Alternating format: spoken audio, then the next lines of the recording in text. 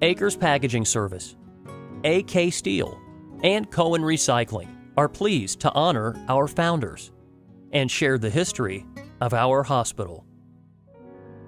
This is a story of vision and leadership, of camaraderie and commitment. It's a story about how 3 early industrialists and 3 pioneering physicians came together to establish a much-needed community hospital. Over the next 100 years, that first hospital on the hill grew to become Atrium Medical Center, a 328-bed facility and the centerpiece of a 190-acre health, education, and research campus. We honor and celebrate this accomplishment tonight.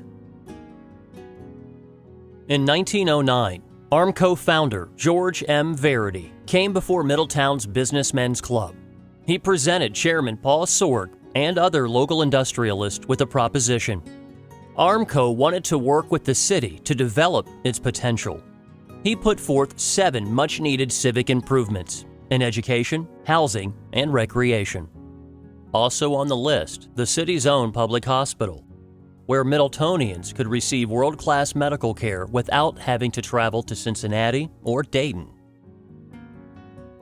Reorganized into the Middletown Civic Association, this group led the city in launching an ambitious and ultimately successful initiative known as Greater Middletown. In 1910, a special committee of city leaders selected a site for a hospital and planned a fundraising campaign. Prominent businessmen such as paper executives George Harvey and Colin Gardner Sr. supported the effort.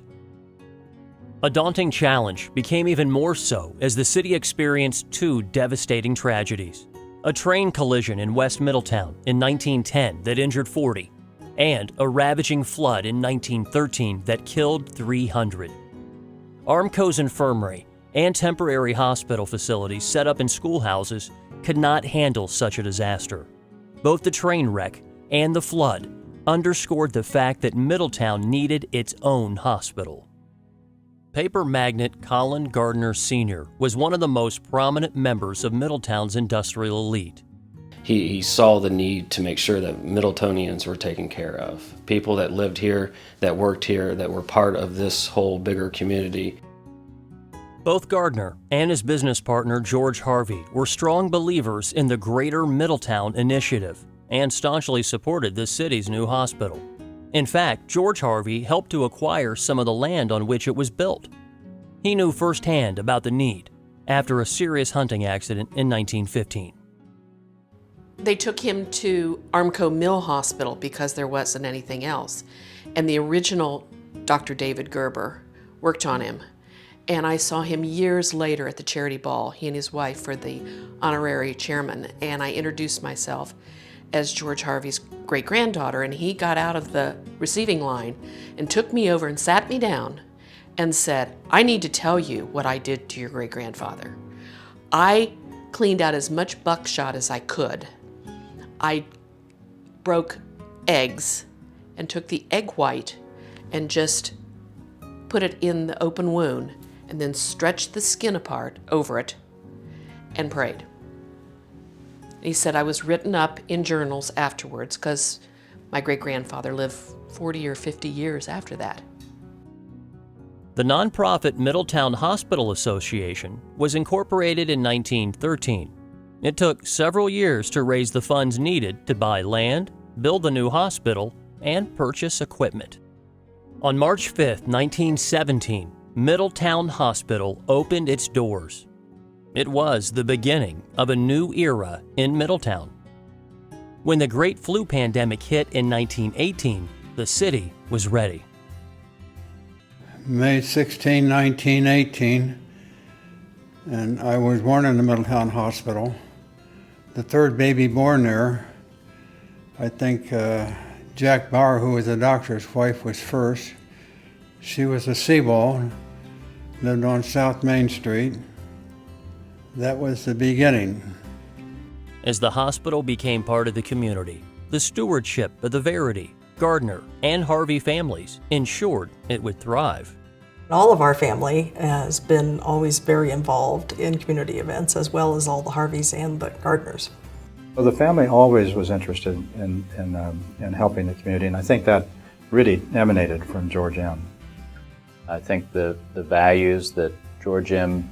helped develop for Armco were something that resonated with my dad, and I think he felt that it was part of his responsibility to keep those values as a core part of the culture at Armco during his leadership.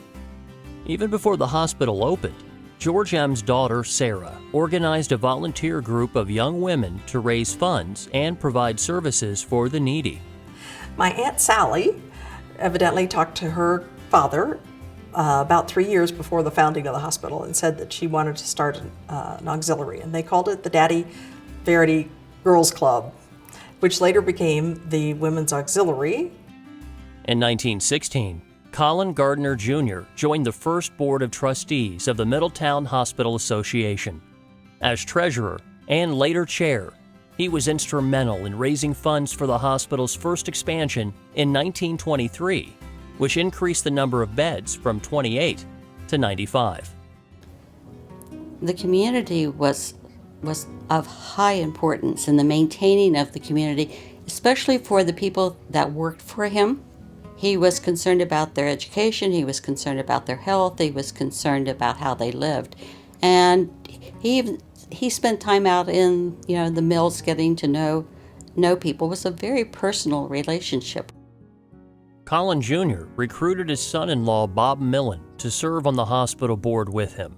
Bob became the youngest ever board member and was also the longest serving.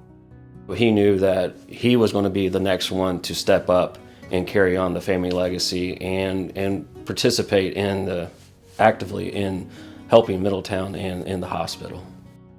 Dr. David Gerber came to Middletown in 1908, practicing at the Armco Infirmary and making house calls on his bicycle. Dr. Gerber was among the first physicians to work at the new hospital. He retired in 1955, but in 1972, at age 91, he was still at work assisting his son David Jr. in the operating room. The stories that young David would tell about after Uncle David retired, he still helped him in surgery. And he said, I let him help me in surgery. And he said, I let him sew up the patient after I'd finished.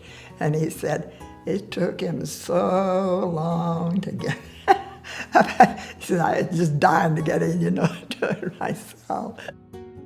Both Grandpa and Dad would lead by example.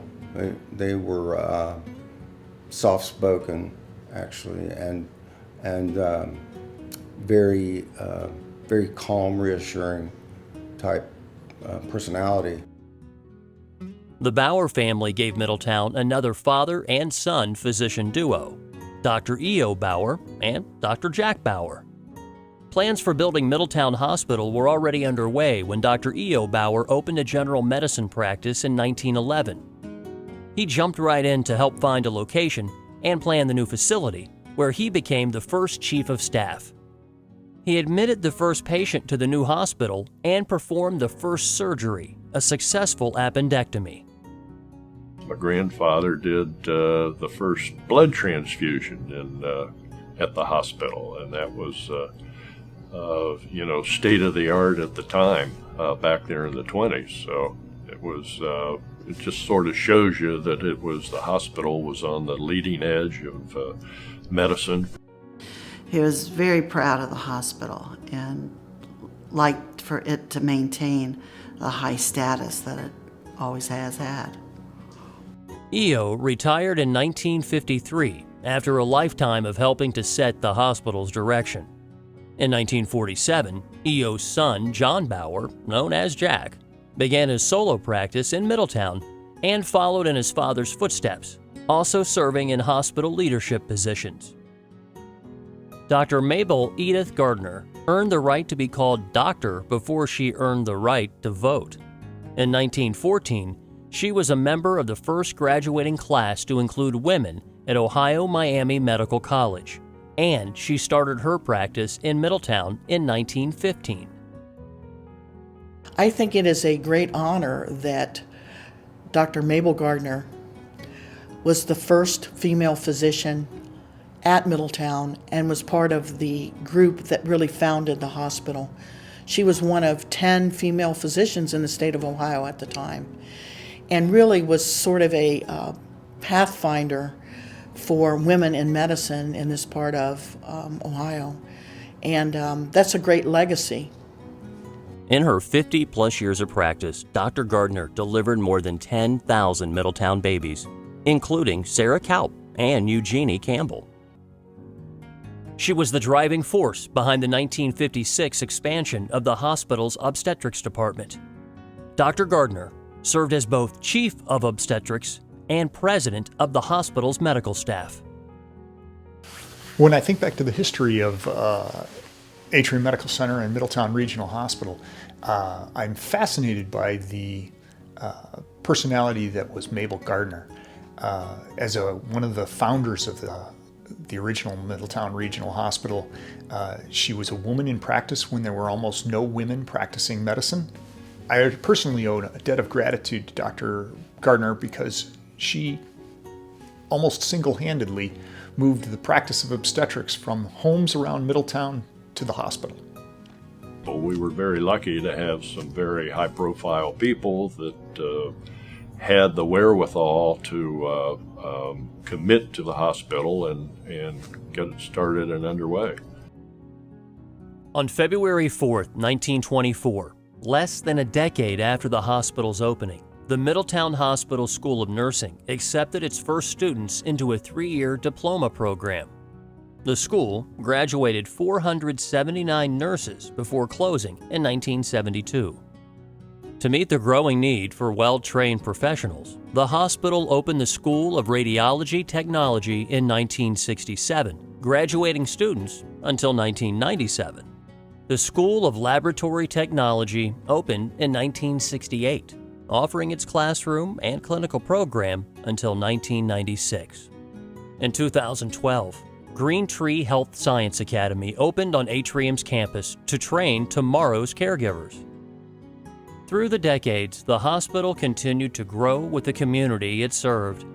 Hospital and community leaders envisioned new buildings, services, and technology to bring the latest developments to Middletown. Generous donors helped to keep the hospital on the leading edge of care. Charles Hook, son-in-law of George M. Verity, led a campaign for an addition that included modern operating rooms and more patient beds. In the 1950s, the hospital expanded yet again, bringing patient capacity to nearly 300 beds. The hospital board of directors made some changes in business operations. Bill Bowman, a hospital manager by profession, took over administration, a role that chiefs of staff and nursing directors had played in the past. Sadly, Bowman's life was cut short in a car accident.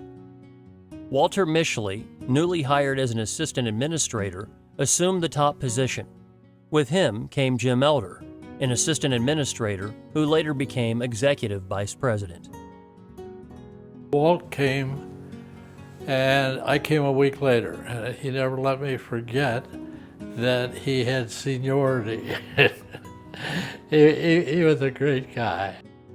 The next decade saw even more expansion, remodeling, and improvements. The seeds for a world-class heart center were sown early on, with Dr. Walter Rail Jr. taking a lead role.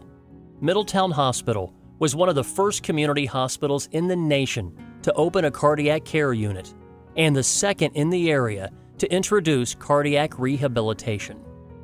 From the community standpoint, I think the major one was my developing the CPR program. And we theoretically trained 20,000 people to do CPR in Middletown. The hospital's reputation for innovation continued to grow as surgeons performed leading-edge orthopedic procedures.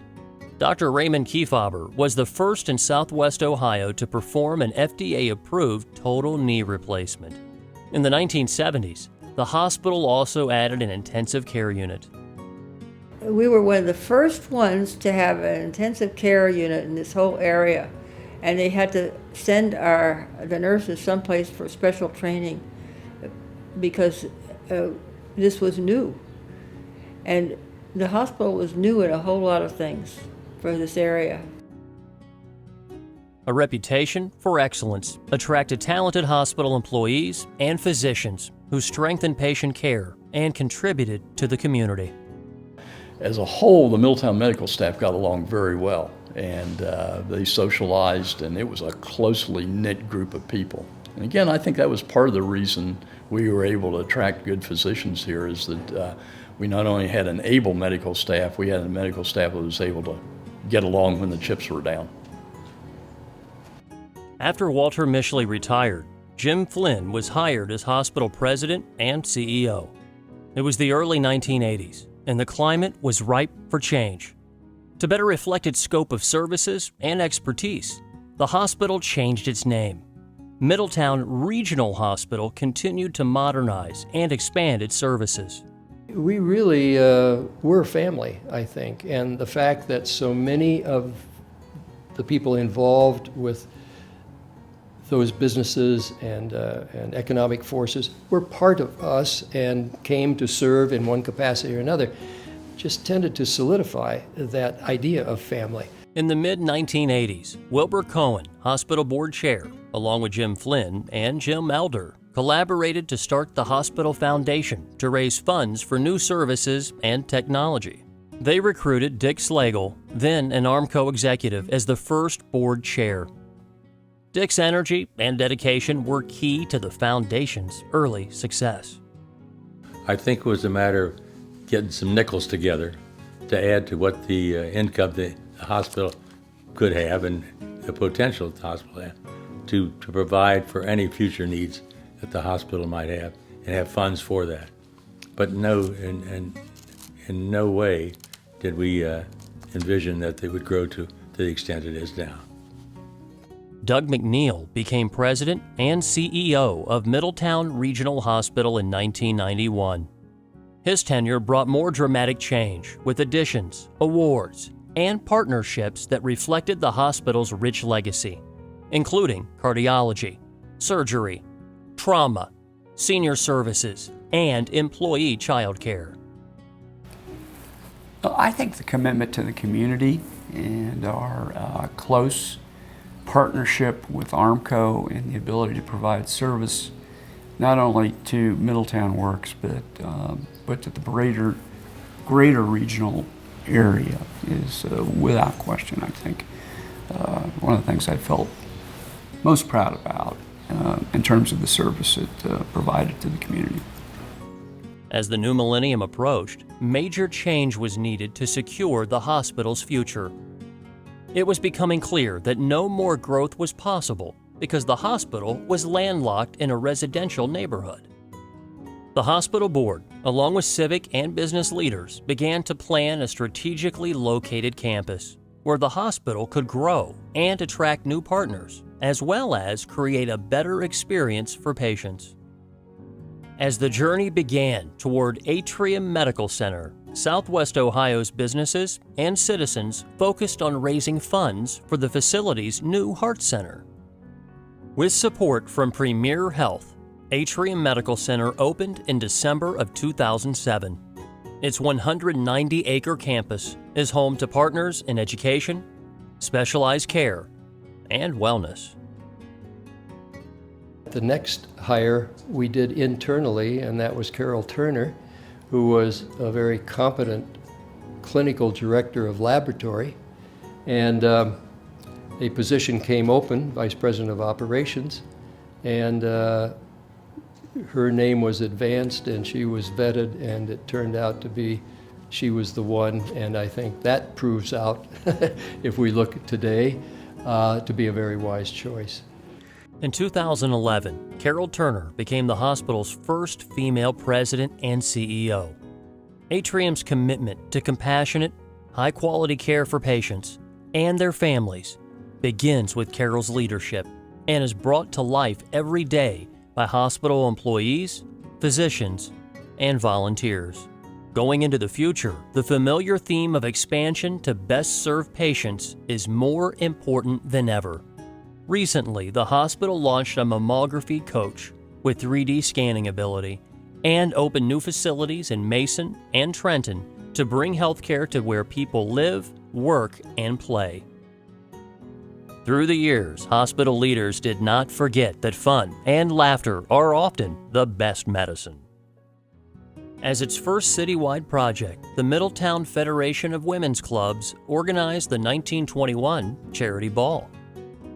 Over the course of 95 years, the Charity Ball has raised more than $1 million. These funds have helped the hospital support new programs, construction, and equipment. From 1965 to 2000, the auxiliary presented the popular High Fever Follies, an amateur variety show, with the cast composed of auxiliary members, doctors, nurses, hospital staff, volunteers, and Middletown citizens. To celebrate the next era in care, Atrium Medical Center Foundation launched its first triennial gala in 2007 as the new hospital was nearing completion. These joyous celebrations have supported major projects like the Heart Center, cancer care, and neuroscience services, and this year, senior-friendly emergency services. What would the hospital's founders think about progress and patient care at Atrium Medical Center today?